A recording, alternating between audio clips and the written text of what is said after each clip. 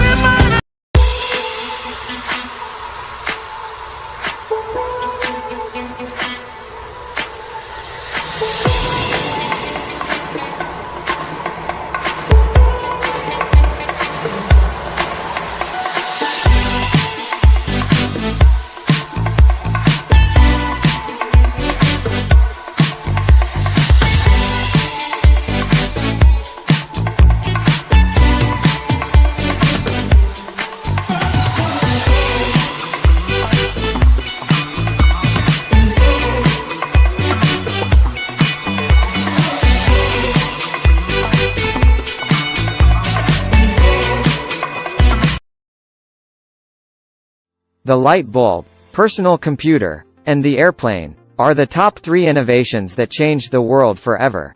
When the change came, those who embraced it made fortunes overnight. Those who didn't, well, you know the story. They lost their empires and were swept away by the merciless storms of change. Another sweeping change is here. ANQR is changing the fashion business in Africa. Embrace the change or be left behind. Are you a fashion designer? Or designers who are into making of wigs, shoes, bags, jewelry, and accessories, baby, kids, and maternity products, leather products, all made in Nigeria? You need to be anchored. Go to anqr.com.ng, click Sell on ANQR to get started now.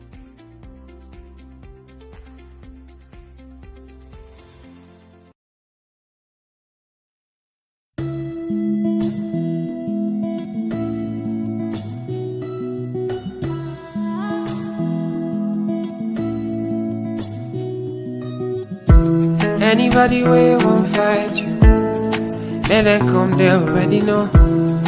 I'll be right beside you, like the wall of Jericho. They don't know, they don't know, they don't know what's going on. Monagiso, Monagiso, Monagiso, my baby boo. I'll be a soldier for you, I'm getting better in Kung Fu. You should know I got it, and you don't need to guide me too. I'll be right beside you in anything that you do. If you ever need saving, I will be running to you, running, running, running to you. I'll be running to you, running, running, running to you. Anywhere that you go to, running, running, running to you. I'll be running to you, running, running, running to you. Anywhere that you go to.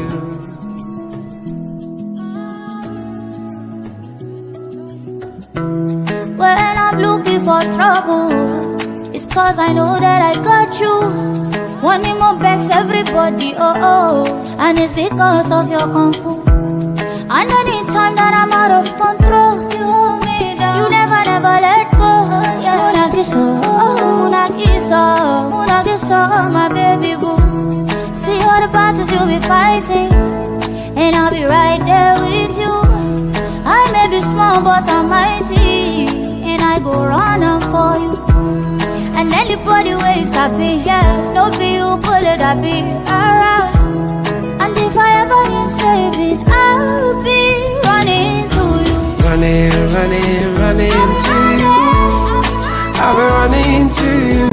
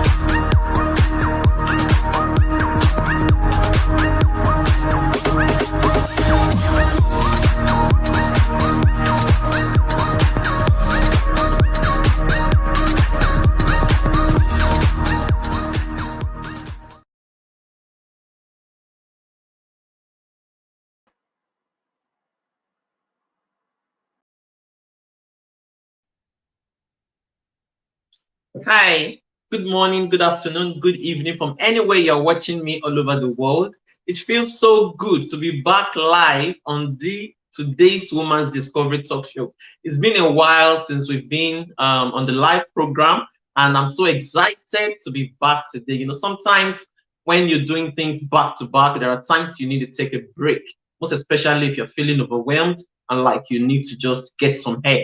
And that was what I did, and that's why we've not been able to come on live for some weeks now. And I'm so glad to have you on board today. I can see Pastor Nee. Thank you, Pastor Nee, for joining us. I knew when you entered, you joined immediately. We went live. Thank you so much. Happy Sunday, sis. God bless you. Ma Denike, thank you so much for joining us. I'm so glad to have you on board. And before I came on live, I ran some adverts like we've been saying since the Transitional Woman started. ANQR, the Anchor, is a platform where you can get to sell everything Nigeria. It's just like Amazon, Alibaba, and the likes. So everything Nigeria, from bags to shoes, ready to wear, dresses, whatever it is made in Nigeria, just get a shop on ANQR. Is a website, an e-commerce website where you can get your own shop and showcase your goods on a global platform. Good evening, Ma. Glad to see you all the way from Nigeria. Good evening, Ma. Thank you so much for joining me on this program today. Sorry, my bad. My name is Oluwatosin Olajumoke Arodudu. For those people who are going to get to watch us for the first time, and I'm the host of the Today's Woman's Discovery Talk Show and the editor-in-chief of the Today's Woman's Discovery magazine. We launched this magazine on the 18th of June, and that's our beautiful cover girl right there, Ma Seun Akinlotan. This magazine is a Today's Woman's magazine, and as described by my sister, Pastor Nee, she said, a magazine that has an I am that I am personality. So this magazine actually speaks to every of today's woman diversely, ranging from family to faith to relationships to loyalty to all walks of life. And this is the inspiration behind the magazine. And whenever we're going to launch any issue, these are the things they are going to get to see from inside. And this is the cover page. From what is here, the journey to rediscovery, that's about identity. And our cover girl said a lot of things. She went into her childhood, from how she became a mentor, how she became a business coach. Every part of her journey was shared in this amazing magazine. And we have someone who wrote about loyalty. Trust me, you have never read anything about loyalty as much as the article that was written in this magazine. That was written by Bro Oluwasegun Akonde. And Ma Seun Akinlotan talked about becoming an expert in human engineering, then about the visionary life. A lot of things are in this amazing magazine, and it's just for 1,000 naira only. So if you want to get a copy, you can reach out to me via Facebook or send an email to ooainspires@gmail.com. And this is I call this book my power book, titled Identity. And can you see it's in hardcover and it's sold in Nigeria and Amazon. If you want to get a copy in Nigeria, it's 5,000 naira only. I can tell you that this book is like a mother because it has birthed a whole lot of vision. Everything when it comes to identity and purpose, you're going to find in this amazing, should I call it a compendium now, in this amazing book. So you get a copy and come and share, the blessings that you garner daring with me after you read. Yes, it is written by my humble self, Oluwatosin Olajumoke Arodudu. And I also made another advert, Batia Accessories. This like a customized jewelry stuff. They are a sponsor to the Today's Woman's Discovery Talk Show. And as you can see, I'm wearing one of their customized jewelry for me, named Adarius Woman. As you all know, or you are going to get to know, I'm the creative director of a brand named Ada Creations. And there's a group for women where I get to also mentor named Adarius Woman. So she customized this for me. So beautiful. And I've been using it for months now. It's not peeling off. That's how it's going to be. So if you want to get one, customized jewelry, I'm going to get to share their as the show goes on, I'll share their Instagram link so that you can get in touch with them. So without wasting much of our time, I just want us to do this quickly today. I'm going to read the bio of our guests. And before I bring her on, so our amazing guest is a power woman, an amazing woman that, you know, I got connected to her sometimes in 2016 on Facebook, and, you know, watching her watching her from afar, and sometimes, you know, getting close to her, reading her closely and all that. She's a firm, a power woman. Like, this is not like we're trying to we can't, it's very visible. She's a woman who has transitioned from one stage to another in her life, and she's not afraid to live her life, to shift her goalposts from one end of the field to another. So, you know, watching her, and I looked at her and I said, okay, this is one amazing woman that we have to bring on the talk show to come and talk to us women, so that we can learn and also, you know, become empowered through some of the things that she's going to share with us. Ma Stella, thank you so much for joining us, ma. I'm so glad to see you. So, Ma Nedy Mathias hails from Imo State in Nigeria. She went to Daughters of Divine Love Juniorate, Enugu State, and Our Lady's Special Science School, Unobi. Permit me, I hope I'm pronouncing it well. I have a lot of Igbo friends, and I love them so much, and I'm loving that language. So, Unobi, I hope I pronounced it well, Sister Nedy. Unobi, Anambra State. Then she proceeded to study nursing in Lagos University Teaching Hospital, Idiaraba, Lagos State.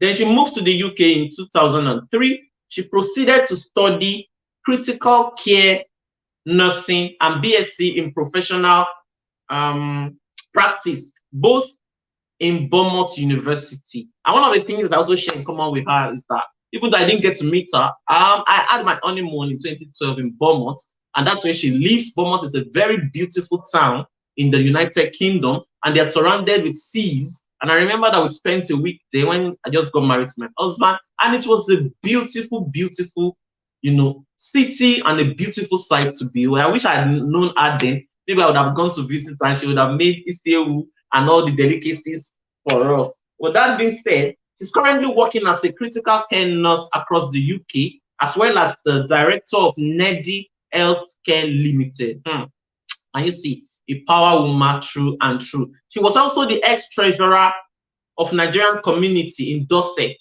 and the current vice president of the Igbo community in Dorset in the United Kingdom.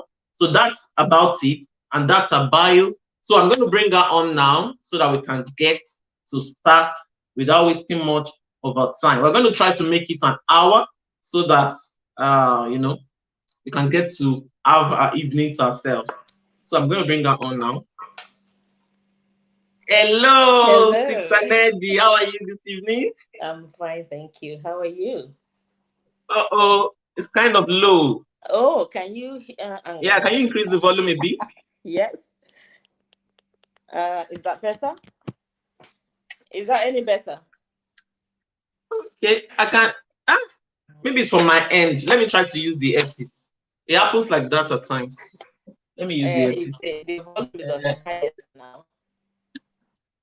I'll use the earpiece, don't worry. Okay, but can you hear me at all? Uh-oh. Hello? Hello? The earpiece is not even working. What do we do now? I don't know. Anyway, I know people can actually hear you. It's me that is not going to hear you clearly. Okay. It happens like that at times. Okay, you can ask the audience if they can hear me, because the volume is at the highest now. Can you hear me?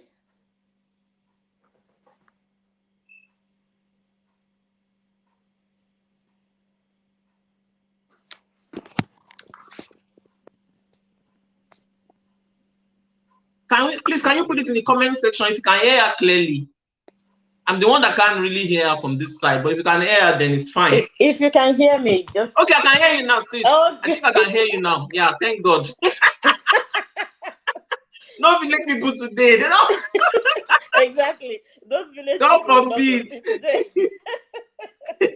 Okay, they said they can hear, so no problem. Okay. So let's just go on. So thank you so much, sis, for honoring this invitation. I'm so very, very glad to have you on board. And like I've read your bio to our audience, can you also please, tell us a bit about yourself, maybe like a few lines, so that they can also get to know you, to hear from the horse's mouth. Okay. Good evening, everyone. Good evening, the audience. My name is Perpetua Ibe, known as Nedy Mathias. I use Nedy Mathias because that's what everyone knows me with, especially on Facebook. Yes, as Olajumoke said, I am from Imo State, and I am the last of the 7 children of my parents. And every other thing she said is okay, is what it is, and here we are. Okay, nice to meet you, sis. Maybe Nice to you would meet have to you. help me speak a little bit louder so that me I can also. I know they can hear you. It's me, so that we can connect very well. You Okay, get. okay, Uh-huh. okay. So let's just go on. So we are running a series titled The Transitional Woman, and this is the episode 9 of The Transitional Woman. And the theme of this program is a woman who is not afraid to shift her goalpost from one end of the field to another. You all know how we women are. You are a mentor, so you know women very well with some of the things that you have written and you have taught us right there on Facebook. You know how we are. Sometimes we find it extremely difficult to shift our goalpost. And that's why I've, connected with amazing women who have had these experiences so that they can come on this program to share one or two things with us. So, how was it like growing up, sis? Can you give us a sneak peek into your childhood? Growing up, I would say it's not an easy. It wasn't an easy one. I wouldn't say that my growing up was easy. Mm. Um, Maybe if I had grown up with my parents, it may have been easy. But I was very young when I started primary school very early. Can you hear me? Not clearly, it's far, like it's far. Okay, maybe I'll bring the phone to my close to my mouth. Can you hear me now? Is it I better? can hear you now. Uh-huh. So I started primary school very, very, very early. I didn't go to nursery school. So my siblings then used to take me to school when I was very little. And from there I started my primary school. I was in primary three when my sister got married. My eldest sister, she got married, and when she was pregnant, she requested for me to come live with her as the last born of the family. Mm. Us now, you want to first. I didn't have any younger sister or brother, so I was excited that she's pregnant, I'm gonna have a baby, so I quickly jumped to the offer, even though my father was very bit hesitant. But I went to her to live with her. And to start with, I was supposed to start school from where I stopped in primary three. But unfortunately, for some reason known to them, I did not start school. I practically became my sister's housemate. Mm. Yes. Um, I remember I was I was young, but I was a very small, young child. So I remember those. Do you remember those days when we have the kerosene stove, those standing stove? Can you Yeah. hear me? Yeah, you having? Eh, Are you still having it's problems? still far. Oh, Eh. you remember those days when we have standing stove with bottles? Yes, I know. I know Uh-huh. those days. So you can imagine asking me to go and warm soup on that stove. Mm. I could never reach. Sometimes and we live in this face me I face you apartment that you have to walk all Mm. through the long. We used to live at Ojo Road, um, Apapa area.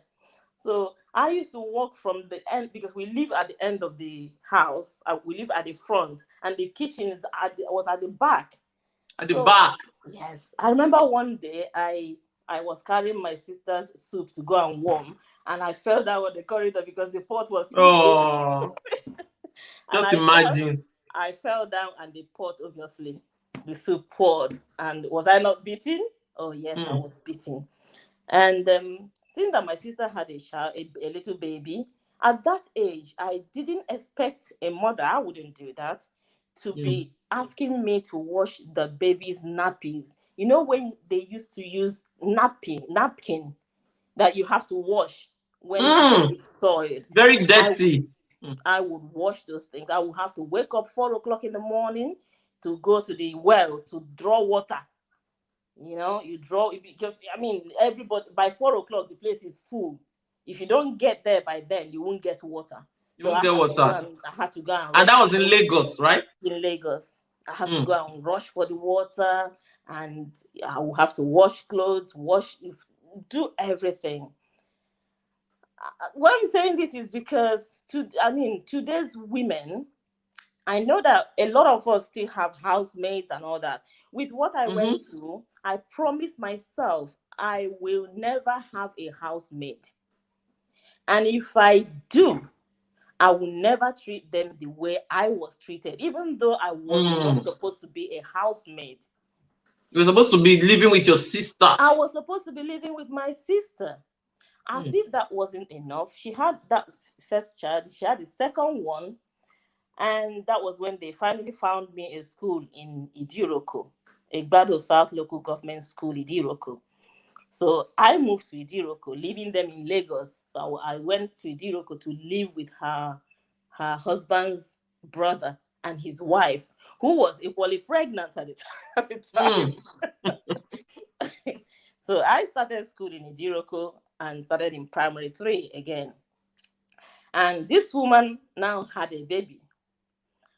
And obviously, Idiroko is more remote than Lagos. So she had the baby in primary health care. And I remember that morning, her husband brought in a big bag, heavy, and asked me to go and wash. How old were you then, please? I must have been about 9 or 10. 9 years old. Yeah. Jesus. So I took it to the bush, the garden, and I opened it. My goodness, the thickest of blood I've ever seen in my life, even in my nursing profession. Blood. And I was made to wash all that. Have you seen where a woman gives birth? Those slides I know. blood, it doesn't move. Even if you wash and wash and wash.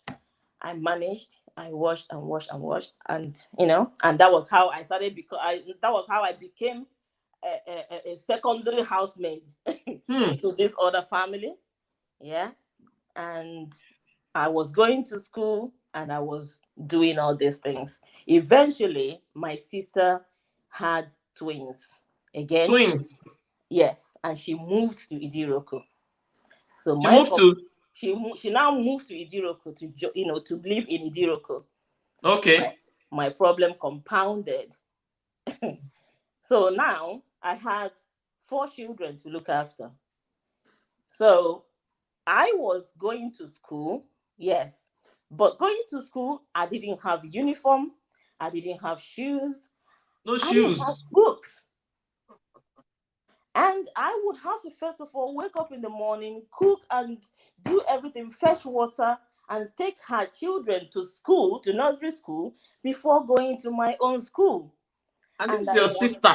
Yes. Blood sister? Our eldest sister. Whether she knew what she was doing, I don't know. Because, okay, I forgot to say this. In Lagos, the husband brought in a man, this friend, to come and live with them. And mind you, we lived in one room. So we all were all in this one room. When my sister... I can't get... Oh, what do I... I need this thing to increase. Let me see, maybe I can... Yeah, speak, sis. Can you hear me now? Okay, it's a little bit better. Okay. So, each time my sister went out, this man would not let me rest, even at that age. He was chasing me around the whole room, and being that I was very small, I always managed to escape. So the problem there is that when my sister comes back later, she will always find me outside. All the house chores I was supposed to do, I will not do them. And what will she do? She will beat me. She will not ask me why I was outside. She will just beat me. This happened on several occasions, and I couldn't tell her what was happening. Yeah. I couldn't, Hmm. you know. So this thing went on and on. Was it the husband? I remember once, because someone came to tell them something that I hadn't done, and they said I did it. I couldn't, I couldn't wriggle my way out of it. They didn't believe me. My sister watched her husband beat the hell out of me and rub pepper all over my body, including my private parts, everywhere. The husband, Oh yes, she watched him including your do that. private parts. Mhm. I've never said this. Hmm. This is my first time of saying this in public. Yeah. This is Thank my you. very Thank first you. time of saying this in Thank public. you. He Thank you. actually put the pepper, put his hand and went in, yeah, and out. And after that, he tied me up and kicked me like a football. He kicked me out. It was some neighbors, Yoruba women, that came to pick me up and washed me and kept me in their house for 2 days, whilst Hmm. begging him to accept me back. Hmm. Okay. Hmm. So anyway, in Ijiroko, the same issue continued. I was doing all those things. And when I come back from school, I will have to hawk kerosene or petrol to Igolo. I don't know if you know Igolo.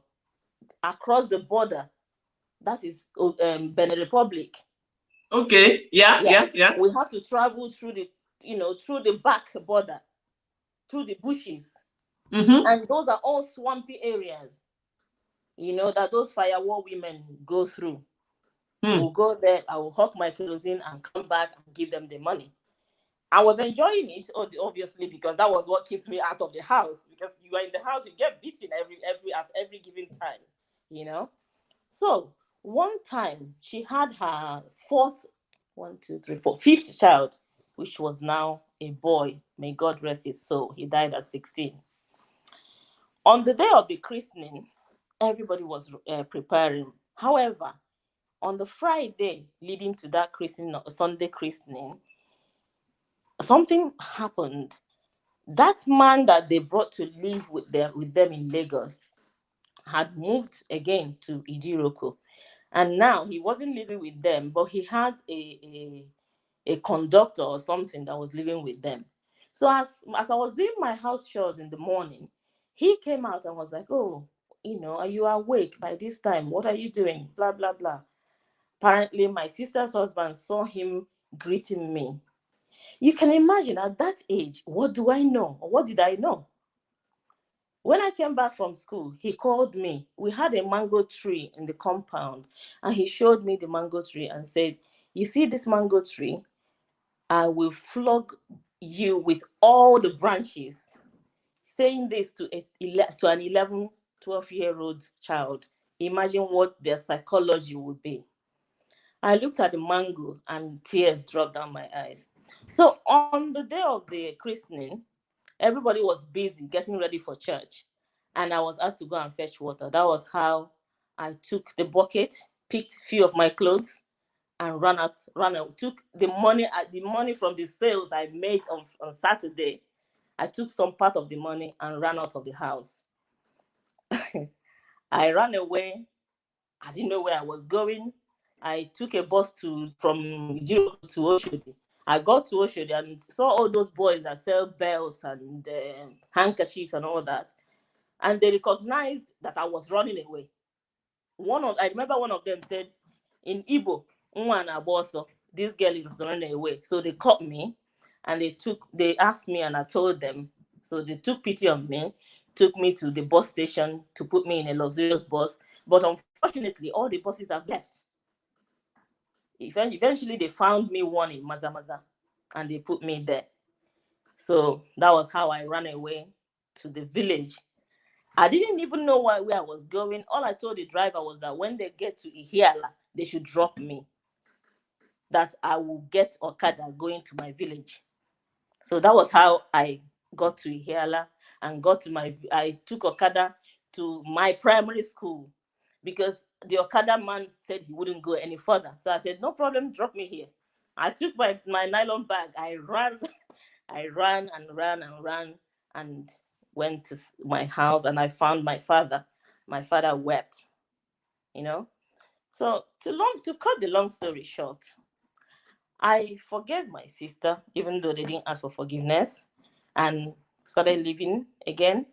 I even went to learn sewing. I learned because I'm very, very inquisitive. I learned everything, and I wanted to go back to school.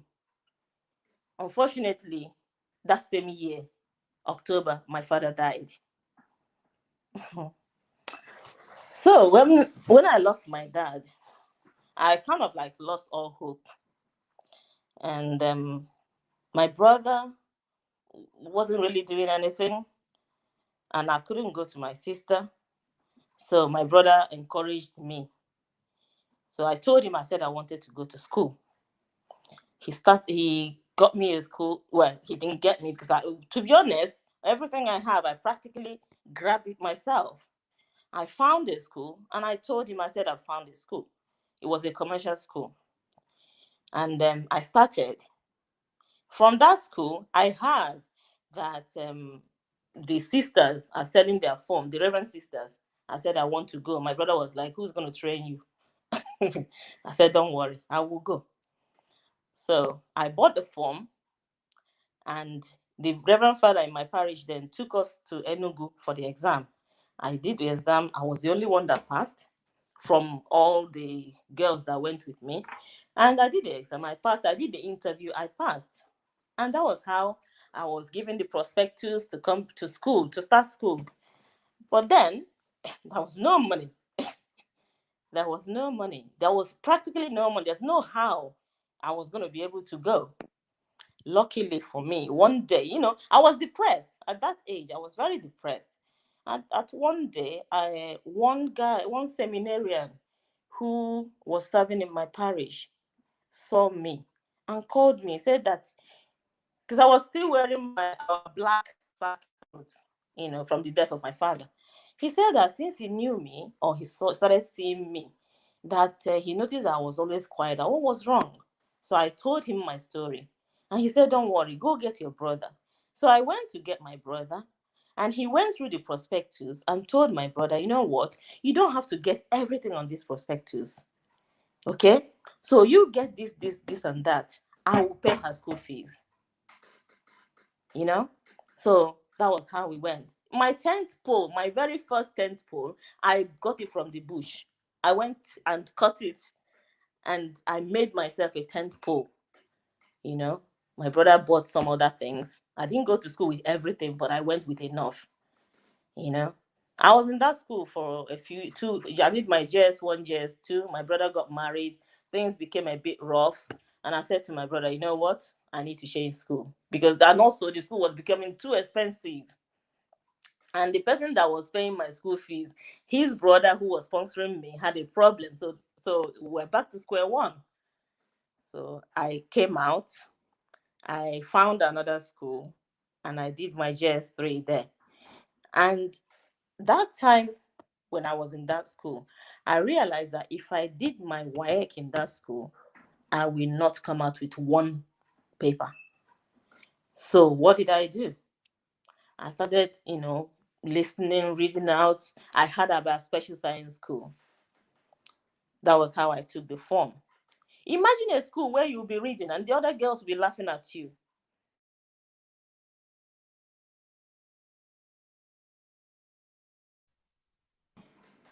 The other girls. Hello. Go on, please. Yeah. So other girls will be laughing at you like, "Oh, why are you reading? We're gonna pay for Mm. expo. You don't have Mm. to read." And I'm like, where I came from, we don't do that. Mm. So I did that science school exam. We were 7 of us. I was the only one that passed. Did my junior WAEC all by myself. Didn't pay for any expo, and I made all my Wow. results. So going to science school, that was how I found myself in Inubi because that was where I was posted. I went to special science school and I did extremely well.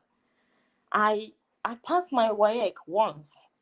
I passed my JAM and I scored 264. in JAMB and I got admission in UNEC, Enugu, University of Nigeria, Enugu campus, to study medicine.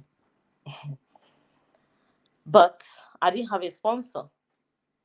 So I had to go back to my sister and her husband. I was so excited. I had my WAEC, I had my acceptance letter, and I had my JAMB result. I rushed to my sister's house.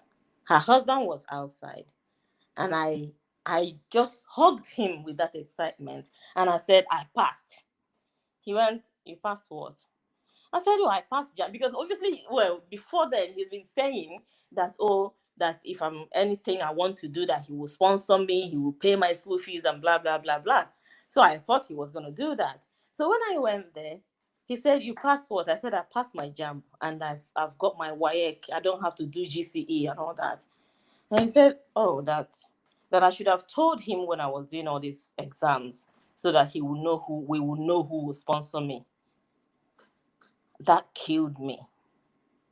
In fact, I looked down and the tears, if I show you my result, my WAEC result, you will see the tears that dropped from my eyes, still there till date. I just took the papers from him, looked at them, I folded them and walked away. I got to the gate and I thought, no.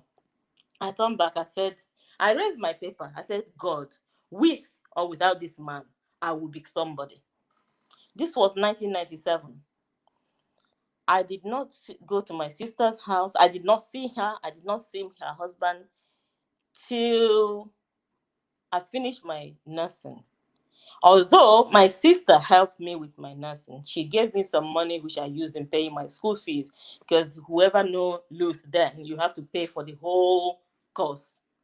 So that was how I paid my school fees. But then, maintenance wise, when I was going back to school, I took my other sister's sewing machine because I can sew, and I used to go to Balodi. I will buy rolls of materials, right? And I will buy shoes and these all the GLs, and I will come back to school and I will sell them, because we're many, medical students, physiotherapists, all the medical whoever in MedLab, they're all in Luth. So I will sell all these jewelries. I will sell them the material and I will make it for them. And that was how I survived. And I did my nursing. Oh, by the way, how did I even get into School of Nursing? I didn't know what else to do. I went to Luth. I was just going everywhere. So I saw the School of Nursing and I saw the student nurses. And I was like, why can't I just do this? So I walked into there. I asked them. They told me when the form would be out. And I went that time, bought the form, and did the exam. We were like thousands that did the exam. And I was among the people that passed. And they scheduled the written interview, and I passed too. And I didn't think anything of it. It was when we started school that everybody was like, oh, who did you come in with? I mean, through who did you come in? Oh, through who did you come in? And they asked me, through who did you come in? I was like, how? I was like, how? I didn't come in through I don't know anyone. And I didn't know anyone. I said, well, I came in through God. Because that's what it is. That's what it was. So I'm sorry, I'm switching so that I can hear you. I mute this, then the laptop comes up. So I'm trying to switch both. Yeah. Please go on. Yeah. So I said that I came in through God because it was only Him that could do it. I don't know who else to go to. So that was how I started my School of Nursing, and I went through. I even did farming in school. Ask my classmates will tell you this, because in our hostel there's this open space. I started farming. They were laughing at me, but when the time for harvest came, the students wanted me to give them vegetable pepper. I said, no, you have to buy it. So I monetized it, And to the extent, some of them now came down and started farming with me. Oh my days. Yeah. So that was how I did my nursing and, finished nursing. It looks like you're not hearing me again. You can hear me. I can't hear you. Okay. So finished nursing, and by God's grace, I made my grades and got my registration, and came here. I in 2003, as you read from my bio. Awesome. Sorry, hold on. I'll mute this now. That's a fantastic one right there. Thank you so much, sis, for unburdening and for sharing that with us. I've heard instances whereby siblings treat their younger ones like this. It's like sometimes the elderly people forget that children do grow.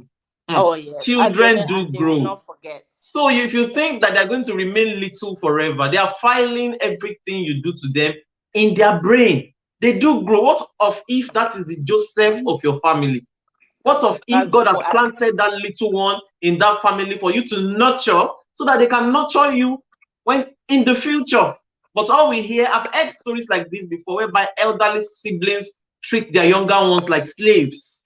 These are your blood. So how are they going to treat the house help when you treat your younger ones like that? Oh well, that was what it was. And just imagine, look at you today. Who would have thought that that young girl of those days that they were using pepper to rub her body, treating a 9-year-old child to be washing a heap of clothes? Look at her today, standing solidly on her foot and doing wonders. We need to be very careful. I do tell myself, when I see children around me, I make sure that I don't treat them anyhow.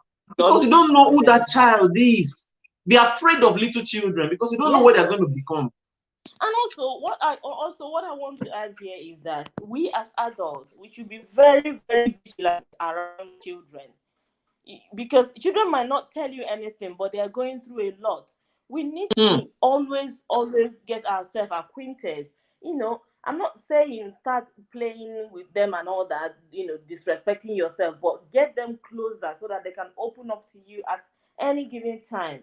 And don't take anything that a child tells you for granted. Even if it's a lie, try to investigate. Investigate. It's even better for you to believe than to disbelieve them. If they are telling you things, listen, pay attention. And investigate that. And investigate, so you'll be able to find out if they are lying or not, or saying the truth. I just thank God for your life, sis. And even if they are lying, find out why they are lying. Why they are lying? Something is behind it. Exactly. Yes. Exactly. Look, our viewers as they are just connected to your story. Thank you so much, sis. Sister Evelyn, thank you for coming on board. She said she's from Enugu, so she's saying Nedy, my sister, that she grew up. Evelyn Chinyere Anioke. I don't know if you know her. I think she's connected to you on Facebook too. Okay. So, and Sister Stella Madenike, everybody's just surprised with what you have shared so far. And this is the reality that we have around us. Siblings treating their younger siblings anyhow. They are doing this and you're guilty of it. Please desist. You don't know who that child can become tomorrow. Perhaps that might be the Joseph of your family and the Joseph that will save your own children in future. So we have to really... In reality, that's exactly what it is. Please hold on. I said, in reality, that's exactly what it is, because, I'm not taking glory, but I know that the family today is what it is because of me. I'm trying to switch. Sometimes that's the Joseph.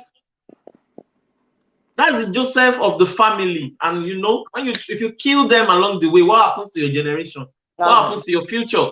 So we really, really need to beware and be careful. Thank you so much for sharing all that with us, ma. So let's go to the second question. Ma, at what point exactly? Because already you are a woman that has started building goals right from when she was maybe 9 years old or even 11 years old, from what you have shared so far. So you are... sometimes some of these experiences, they shaping us and they make us become who we are. Some of these things that we go through And sometimes, you know, at the end of the day, when we now become who we are, we now begin to thank God, like, okay, even though it was a painful one, but I thank God because they molded me in order to be able to achieve. I would like to add something there, you know.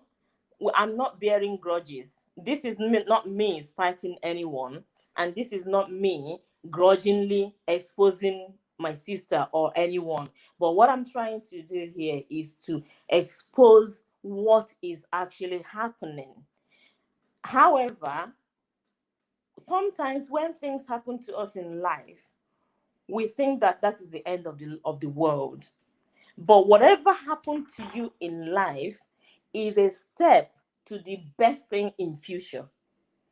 If I hadn't gone through all those that happened, I don't think I would be where I am today. Imagine if I didn't go to Lagos in the first place. I might have not gone to school. I might be married to one palm wine tapper in the village. It's true. It's true. Okay. So actually, God made all that path just to get me to where I am today. And I'm very, very grateful to God for that.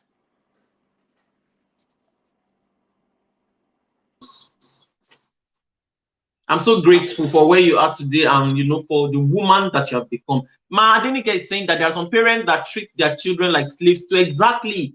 If you are depressed as a parent, I know that parenting is hard, but go and see a therapist rather than pouring out your frustration on your children, because that child, when they grow up, they will resent you. Exactly. They will now begin to fix the puzzle, like, okay, was it because she was going through stuff in the marriage? That is why she was treating me like trash. Separate whatever it is you're going through away from the care of your children and the people that are living in your home. Because they will hate you, they will resent you when they can fix the puzzle and they realize that you're pouring out your depression and frustration on them. So we wouldn't want that to be our portion. So whatever it is anybody might be going through in their marriages, go and see a therapist, talk to a trusted one, but never pour that frustration on the people that are living in your home. They might never forgive you because nobody wants to be the what do we call it now, the scapegoats of whatever anyone is going through. It's very painful. So let us, please, if you're watching this or you're going to get to catch up with this, please beware. Don't treat the people around you, your children, or the people living in your home like a slave. So, Ma, in a quick one, when exactly did you start building life goals? Already, we can pick that right from when you were a child, but maybe you could also share with us. Life goals, as you can see, or as you can read from my story, as you can hear from my story, I started building life goals right from when I was little. I remember when my mom would tell me, oh, you need to go to the farm, this and that. And I would tell her, you know what? I'm not going to the farm. She would say, oh, the man that will marry you will bring you home because he wouldn't know how to farm. I said, I'm not even going to marry someone who is in the village, let alone the one that will be farming. You know, I have that goal for myself from the beginning. And yes, when I started building my life goals, I had a life goal, but unfortunately, marriage took it away from me. Okay, and I stopped existing again until after my divorce. That was when I stood up and called myself by my name and said, it's time to move on. It's time to become who you really are. And that was when I started speaking out. I started, like you would say, transitioning, yeah.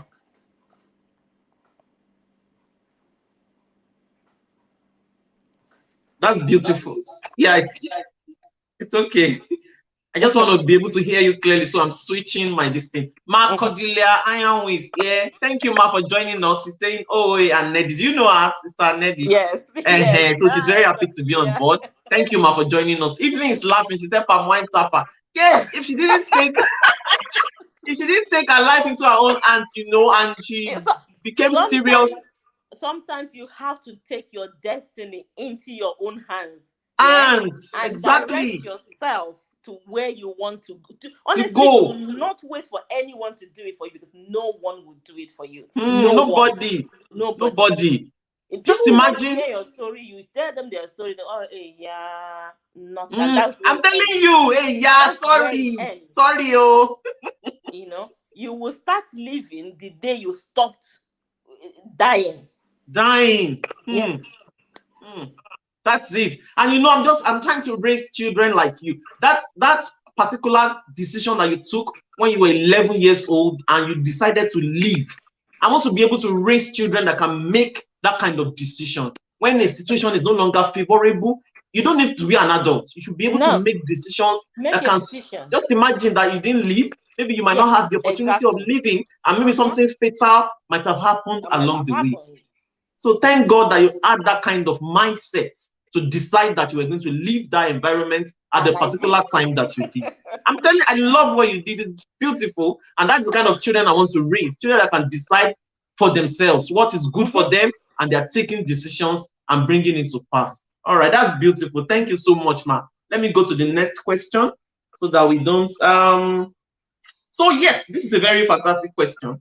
I know how the Igbo tradition is, how patriarch. We also have it in Yoruba, but I think it's more deep. It's very deep in the Igbo culture. From some of the things that you ladies have written on Facebook and that I've read, I know that you guys, you battle with a whole lot of patriarchy in the Igbo tradition. So as an outspoken, because you are very outspoken, and that's one of the things that drew me to you right back then in 2016 when we connected on Facebook. So as an outspoken Nigerian and Igbo woman who also believes in living a life to the fullest, considering the patriarchy that exists in our society, women need to learn from you. How do you cope with this? How do you cope with being outspoken? Because sometimes people are going to question your opinions. I see this happen online. People, and the way you give it back to them, bass, right? Without no odds barred, like everybody, to your tent, oh Israel. And I really, really admire that about you. So how have you been able to cope? Does it bother you? At first, maybe when I was still in the world, yes, it bothered me, because then obviously when we talk about life, your life partner sometimes determines the kind of behaviors you exhibit. You okay? So, like I said, marriage took most of my dreams away, and I stopped living. Okay, and the day I decided to start living again, and as I said, I called myself by name and I said, enough is enough. Okay, and obviously, as you know, it wasn't going to go down well with the society or my culture, because an Igbo woman believes so much in marriage that it is a do or die. And I remember telling my brother that, look, before I even told them what was going on about the divorce, I'd already filed for divorce, because I know that if I had told them, they would, in fact, they would talk me out of it. It won't happen. So before they even knew, the case was in court already. I just told my brother, I said, you know what, I'm done. And he said, meaning what? That is not possible. Blah blah. He just said, "Oh, I can't." I wasn't listening, to be honest, because as I'd already said what I wanted. Whatever he was going to say, as long as he wasn't in support of what I wanted, I was not listening. I can't tell you exactly what he said, but I know that I told him I'm done. And whatever he said, my answer to him was, so you would rather I live there and come back in a coffin than for you to have a divorced sister. If that is how you want it, I'm sorry, I am not ready to die yet. And I'm ready to not have any one of you around me than to be dead. It's not going to happen. So that was how I left it. And every other thing that followed, I fought for it by myself. It wasn't easy. And the thing is that you ask if it bothers me. No, it doesn't. It does not bother me one bit. I was single for close to 8 years, as you know, and I was here raising these children without the help of anyone. And it does not bother me that people are looking at you. Oh, this one is a single woman. Oh, she's, they believe that any woman that left her husband is a bad woman and blah, blah, blah, blah. Me, if you think I'm a bad woman, no problem. Go and marry him. Go and marry him. I dash you, no problem. In fact, when they had the village meeting, his family called me. I told him, I said, you know what? You can only make peace with someone who you will make peace with, and you go home and live in peace. But you see this one, I am not making that peace. Please take him. I'm no longer marrying him. I've brought him back to you. Keep him. I don't want any more. Okay? And you know what that will be in Igbo land. Yeah? Even anyone who comes to tell me otherwise, thank God I have my mouth. As long as you're not feeding me, as long as what you think about me or what you think about my actions does not add any value to my life, it does not bother me. That is just by the way. Okay, the only thing I do is whatever I know that pleases God and pleases mankind. Tough to your tradition. I'm sorry. What you've realized is that we keep saying that what people do, or what most of these our men do, is that whatever favors them becomes a tradition, but whatever does not favor them becomes a taboo. Go deep and dig into all these things they call tradition. You will realize that most of them are, or in fact all of them, tradition is man-made. Tradition is like constitution, isn't it? Constitution need to be reviewed, but no, because it favors them, it cannot be reviewed. They put a nail on the head. So any as a woman, when you now say that you're not going to follow that path, you are a bad woman, and it doesn't augur well. So what I urge every woman to do is do you. Just do you. Have something doing. Don't just rely on your husband, your father. I see girls go to school after university. They sit down at home waiting for husband to come and marry them, and then transfer all the burden to the husband. Why won't they beat you and send you home? Get out of my house. You go to your father's house. Yeah, of course you will go to your father's house because that is where they picked you from. Yes, but if you have something doing, if you are already independent, no man will treat you like a trash. Even if they do like mine did. Yeah, it's only going to be for a while. You will sleep for a while, but you will wake up one day and tell yourself enough is enough.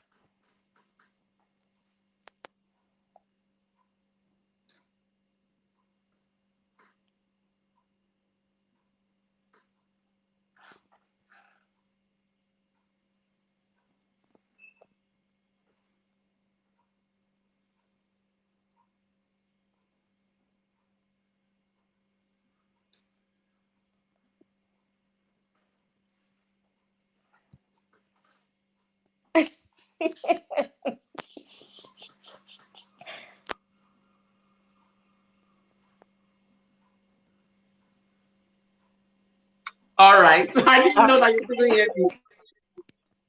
So I said, thank you so much, Ma, for sharing that. Like, what I've garnered so far is that opinions can actually lead a woman to the grave. So as a Oh yeah. Nigerian woman, make sure that you're doing things that are good for you, that are good for your mental health. If a marriage is not working and it's going to lead to your death, then please be bold enough to call it quits. Because God has not told us to come and lose our lives because of marriage. As much as we want our marriages to work, there are times that it doesn't work. So at that kind of situation, make sure that you take the best decision for yourself. That being said, Ma Adenika is asking a question. I think Yes. when we're talking about your growing up, she said, my question to Ma Nedy is that did people around, that's neighbors or the school, not aware of what you were passing through at that tender age? Like maybe people not seeing it, the way you were being maltreated? I think the reason you're asking this now is because of the advent of social media. If not for social media, we wouldn't be knowing all these things that these things were happening. You have neighbors, yeah, but nobody will say anything, obviously, because concern me, or no go put mouth for waiting, no concern. Even don't you see it on social media? When somebody will report that her neighbor is doing this to this and that you see people come out your mouth there, concern you. Yes, that is the society we live in. And that is it. You don't Sometimes you don't even have anyone to fight for you. The only reason why sometimes you see children being rescued now is because of social media. It's true. Social media has really exposed Exposed a a lot lot. of this evil, because back then there was no social media and everybody Yeah. wants to mind their business. If you Yes. shook mouth, they can even, you can even enter into Into problems and trouble. all that. So I understand that everybody will just face their lives, and peradventure, sometimes even the people around, they're also doing the same thing to the people that are living Of with course. them. So it's Exactly. like a gang Exactly. thing, gang of Yeah. wicked people Yes. maltreating little children. It is working. Thank God. I'm just so happy at where you are today. And all these things are stories of triumph that we can now share with the world today. Thank you, God. So the next question, let's just rush over, because so that we can call it a day. Yes. How you've shared a lot, because I've already picked. I don't think I need to ask you that again. How do you cope with the storms of life, most especially things that you never planned for? But I'll skip that and go to the next question. How did you cope and manage with raising three amazing children? And I mean it, our children are amazing. This woman here is doing amazing things. Sometimes when she shares some of this journey on Facebook and I read her, and I'm just like, this woman is she's a woman like a man. It's not easy to raise children abroad. In Nigeria, we have support system. Honestly, if Nigeria was good, I used to tell people, if Nigeria was good and conducive, and for my mental health, I don't have to bother about security, I would Honestly. prefer to live in Nigeria. True. One of the things that makes me run away from Nigeria is because of the security and my Security. mental health. I'm always, Exactly. if a place is not secure, it affects me psychologically. Of course. If not, I will go to Nigeria and have like 3 house helps that will help me with childcare. Honestly. So for a woman to raise 3 amazing children abroad, I give her kudos. It's a job. Sisters, Nigeria, we are enjoying. No, today I was in Nigeria 2018, 2019, and I had support system that I was able to, pick myself back up. So it's not Yes. easy raising kids abroad, and women that are doing it, I doff my heart to them, because you're practically doing everything by yourself. And when you're now a single mom, oh my God. So how have you been able to cope, man? And and I must say you are doing so very well. How was it when you realized that you were going to do this alone? Because you didn't plan it to raise 3 children alone. It wasn't planned. Do you have a counsel for single moms? They need to draw strength from a woman like you, who have passed the toughest stage and also went ahead to remarry afterwards. That's the tip of the iceberg. As in, that's the icing on the cake. She went ahead to remarry afterwards. How did you do it, ma? Can you share some of this? Let single moms learn from you, because a lot of single moms abroad are disoriented. They cry a lot. Even people that are married, we are not finding it funny with childcare. Not to talk of a woman who single-handedly is still raising 3 amazing children. Please, over to you, ma. Um. Well, you said it all. The truth is that when the children were young, we were together and we were juggling it between us until he left. My daughter was 10, the second one was 7, and the boy was 5. It wasn't easy, but the only saving grace is that I there's something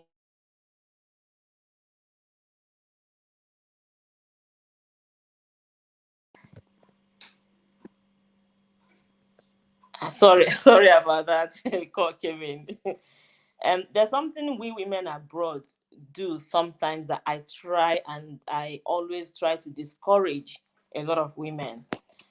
They believe that children abroad don't get scolded.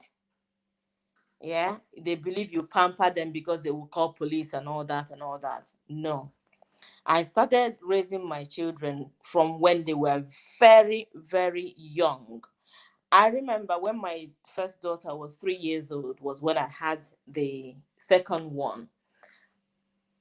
I tried, as in I made it, I don't know how to put it. I managed it in such a way that I don't want to have two babies on nappies at the same time. So by the time I had my second daughter, she had been able to go and get me nappy, go and get me the baby's bottle, or and I did exclusive breastfeeding for all of them, all three of them, exclusively for 6 months at least. So I remember when I had my second baby, when I give her a bath in the morning, she will scream the whole house down.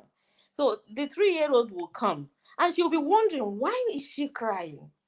She couldn't find anything. One day she came in when I was pouring water on her and she was screaming, and she touched the water and it was hot.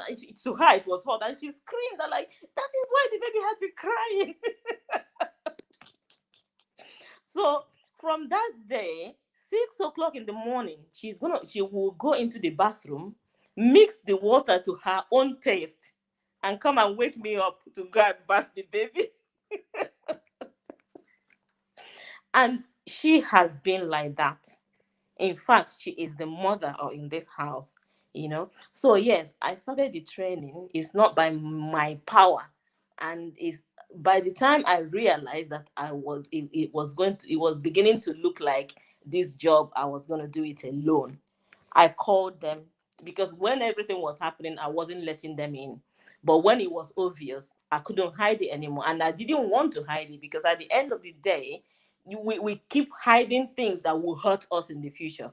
So I decided, no, this one, there's no point hiding it, especially when the other person is, saying things. So what I did was to call them. I said, look, it's obvious now that we are on our own. Okay? We're going to do this, we're going to do that.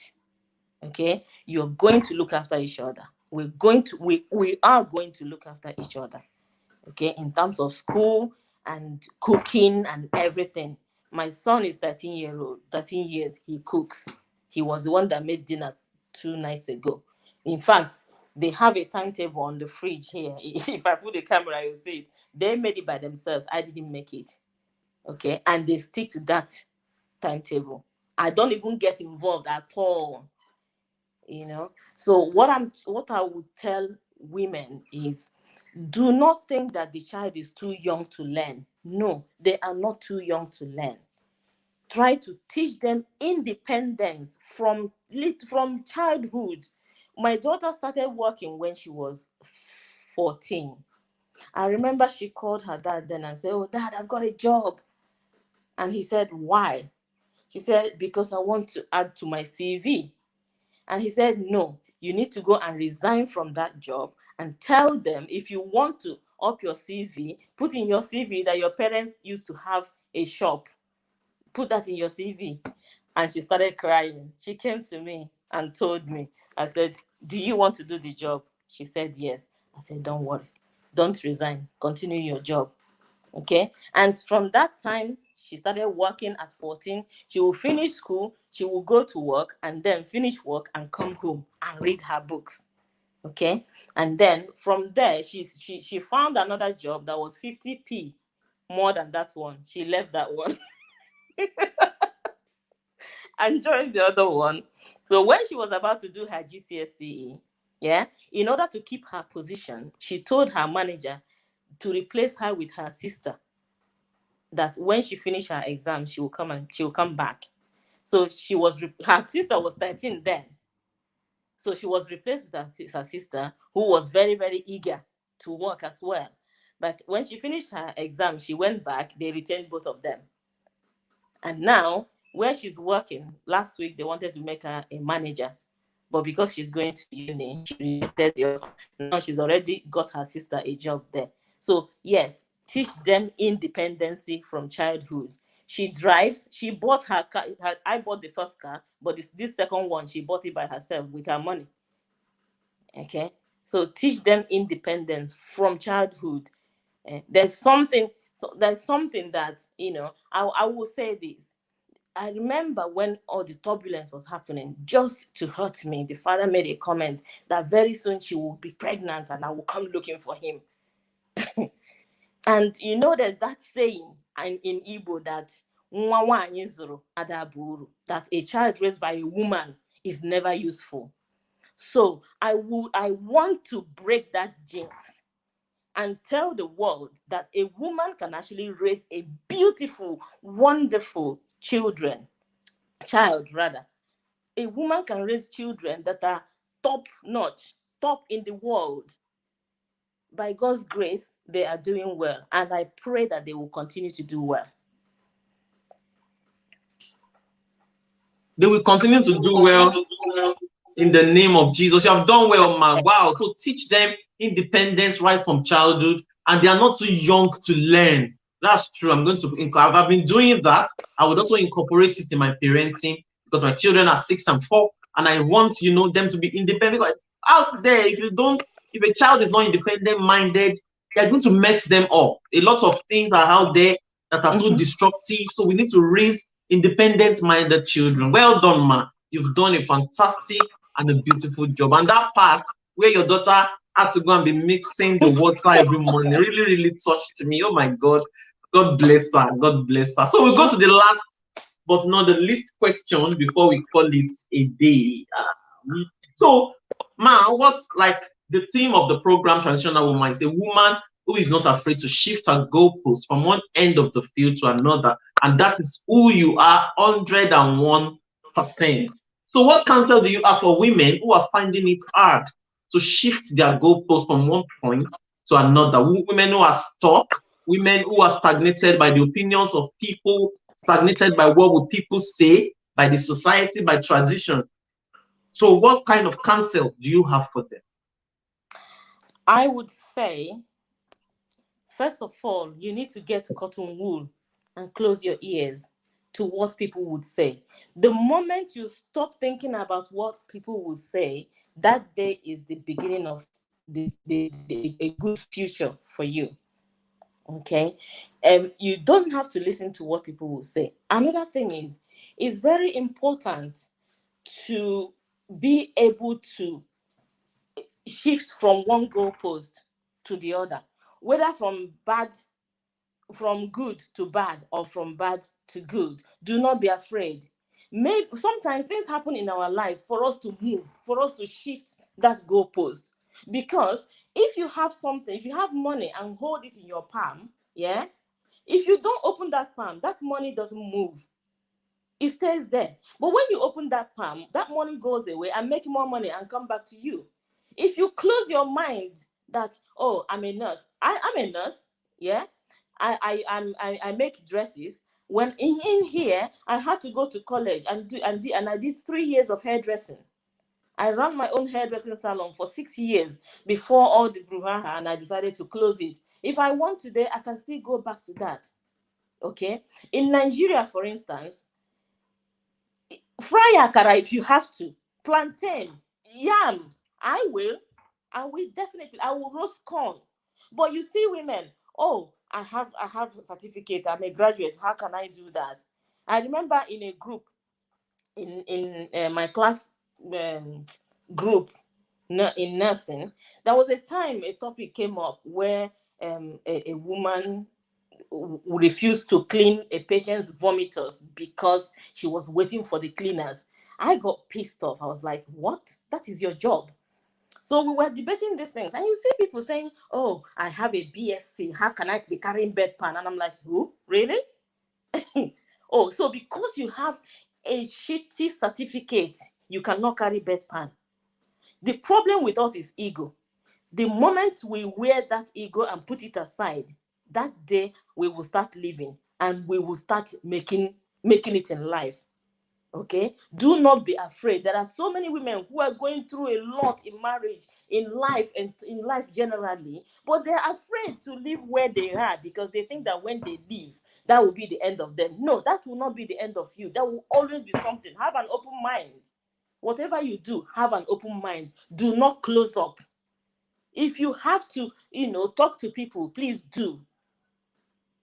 not the problem with us. Another problem with us is that we all have data, but we don't use it wisely. Most of us, all the only thing we use our data for is Facebook. Tell them to Google something, they don't know how to Google. Go out there, people are making money online. Do what others are, as in, like I said, if I'm in Nigeria and I don't have anything to do, I'll go fry akara. God knows that. So yes, that's it. Honestly, we go fry akara, we go fry puff puff. My puff puff is succulent and lovely. Fry bole, you roast bole. You know, there are a lot of businesses that we can do. Do you know that here at some point me and my friend, a Zimbabwean friend, we started event management business that we were cooking for people. We were cooking for people, parties, weddings. We're doing decorations. There's nothing. I will not go hungry. This is the truth. I will never go hungry by God's grace. Like all these things that people are getting ready. Say, oh, my son, I suffer to raise my son. How can another woman? Yes, like now I'm suffering. My daughter is going to school next month. Her accommodation fee is about 7,000 plus. It's going to be paid. Yeah, I am going to suffer. The average. He said that the average in the UK to raise a child up to 22 years is about 280 something thousand pounds per child, and I have 3. So because I will do all this to raise them, I will not let anyone come near them. Yeah, as much as I'm suffering to raise them, I am also suffering to save for myself for when I get old, so that I don't depend on them. I wouldn't want. Our parents depended on us, and you see how it is. It's not easy. You have your own immediate family. You want to concentrate on your own immediate family, but they are there. You can't ignore them. So if we can do this for our children, please, let's do it. Let's not hope and depend on them. Give them the basic. That is what I'm doing. Give them the basic. People go, oh, buy houses in your children's name. Buy this land in your children's. I am not buying anything in anybody's name. No. The highest thing I will do is I will give you the basic. You will buy the house by yourself with your money, not with my money. No, the highest thing I will do is will some of the property. I told my children, I said I will finish all my money before I die. Oh my God. I love that. Oh my God, fantastic session. Thank you so much, Ma. We have learned a whole lot from you. In fact, the story about your growing up, about how women need to take their lives into their own hands, about the way you make decisions, and about the woman that you have today. In fact, you are an institution, and women need to study you in order to make something out of their own lives. Thank you so much, man. I celebrate you, I appreciate you, and I look forward to also bringing you back on this platform. It might not be the transitional woman, it might be on another topic, so that you can also come, to get to mentor us more. So for appreciating you, thank God you live in the UK. I'm going to send you a t-shirt from Ada Creations, some of the t-shirts that we make, and so you can I'll send you some designs, so you get to pick choose your choice, then I'll get it delivered to you in Bournemouth. So thank you so much, Ma. Thank you for honoring this invitation. You're a very busy woman, and for taking time out of your busy schedule to honor this. I don't take it for granted. God bless you. Keep impacting us. We are following you bumper to bumper, and we are learning a whole lot from you. Thank you so very much. And my regards to the family. My people here are saying that Pastor Ning said that she's indeed an institution. Yes, she has not even said a whole lot, but I've been following her for years, so I know that she's the definition of a transitional woman who is not. She's never afraid to shift her goalpost from one end of the field to another, and that is why she is who she is today. Thank you so much, Sister Nedy. And you have to write a book. You have to put on some of this. You need to write a book, please, like what do they call it? Like a biography. Like, please, just autobiography. Write something to teach, to mentor. It's going to be like a mentoring book. You have a whole lot to offer women, and you know, women that are upcoming women, they need to learn from women like you. And Sister Cordelia is saying thank you. She's saying thank you to you. And she's saying she's a pushy motivator. Exactly. She's a no-nonsense woman who doesn't have time for all this mess that some of us used to do sometimes. You know, she hits the goal, whatever she wants, she goes for it. And that's one of the things that I really, really admire about her. All right, I'll let you go now, sis. God bless you. Have a nice week and evening, and I'll get in touch with you regarding the t-shirt. Thank you so much. Bye-bye. Thank you so much. Thank you. Bye. And bye, audience. Bye. Yeah, bye.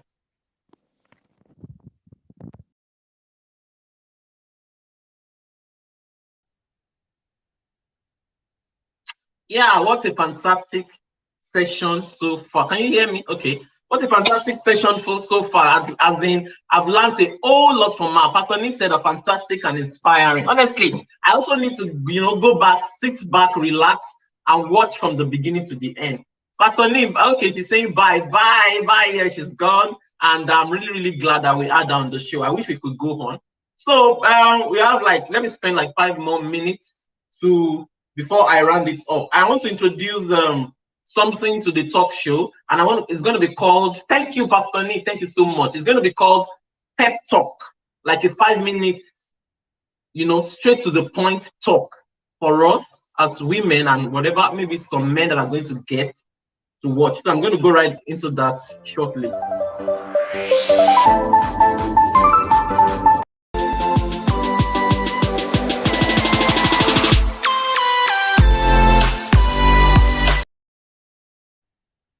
So my pep talk for this particular talk show today is stop attracting self-pity. Stop attracting pity to yourself. Sometimes as women, we have this kind of nature and want to attract pity to ourselves so that people can pity us, so that people can, we feel that when people pity us, then they can do things for us or they can connect with our story. No, you can actually share your story powerfully without any atom of pity coming from you. Evelyn is saying, I love this session, but network there. Oh, don't worry, you can always catch up, sis. Evelyn, don't worry, you can always catch up. So we can share our story powerfully without attracting pity from the people that are listening to us. Can you hear the way Nedy Mathias shared that story with us this evening? Powerfully, beautifully. She has gone through a lot of travails and she's sharing it from a place of power. That is how to share your story. And that's one of the things that a lot of women need to learn about storytelling. So if you are sharing a pitiable story, perhaps you're in a situation that is pitiable, make sure that you're sharing the story from a practical perspective. Make sure that you have made up your mind already. You can see something behind the dark tunnel that beckons at you. That's the light. So if you know you're still in a dark hole, a place of depression, then don't share that story at that particular time on the social media. I'm talking about the social media now. If you're going through something that is like a trial, something that is like that is really putting you in a place of depression, then that is not the right time for you to come on the social media to share such a story. Because it hurts me when people share stories of trials and tribulations on social media, and you see people in the comment section saying things like, grab me my popcorn, give me my zobo. Oh, this is super story. Oh, I'm not going to sleep tonight. Yes, so we're going to, this one will keep me company. They are using your life, something that can actually send you to the grave. They are using it as a form of entertainment for themselves. So that is why I say that whatever it is you're going through that you might be dealing with, perhaps marital issues, perhaps things that are extremely sorrowful, coming on social media to pour out your heart oftentimes is not the solution. It is always better for you to talk to trusted friends and mentors.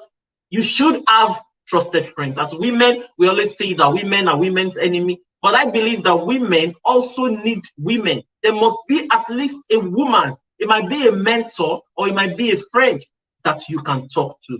It's better for you to talk to such people, see a therapist, and get through to it than coming on social media to pour out all these things.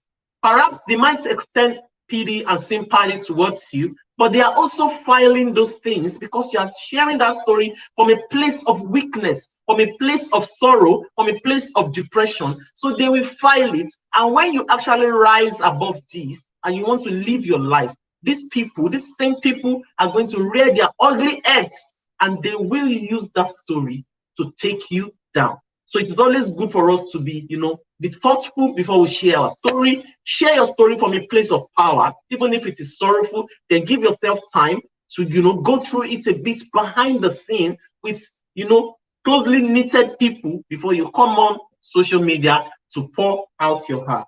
And and sometimes when you share these stories and people are telling you sorry, it is well, it sinks you more. Sometimes sharing your story on the social media doesn't make you feel better. It doesn't make you feel better. It sinks you into a deeper hole. So it's always better to go through some of these things behind the scene with few people. Then when you have won, you can now come and share your story of triumph.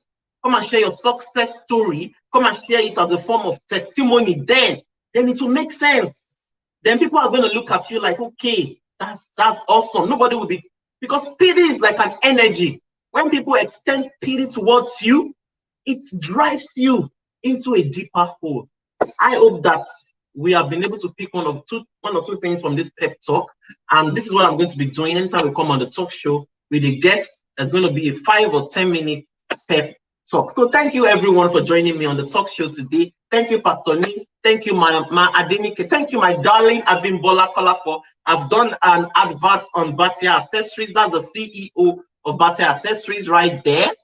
The customized beautiful jewelries. If you want your name customized on a jewelry, that's the CEO right there. Just quickly send her an inbox message like that. So Abimbola Kolapo, send her an inbox message and they will get it delivered to you anywhere in the world. I got this all the way from Nigeria, a Darius woman, and it's going to glitter like this until I get tired of it. So hurry and send her an inbox message now to order for your own customized jewelry. So I'm going to call it a day. Have a lovely week. God bless you. Have a lovely evening. And I hope to see you same time next week. As we're not having a guest next week. There's still going to be the final episode of the Transitional Woman, but perhaps I'm going to come online next week to do a coaching and a mentoring session. So until then, have a fantastic week and God bless you. Bye.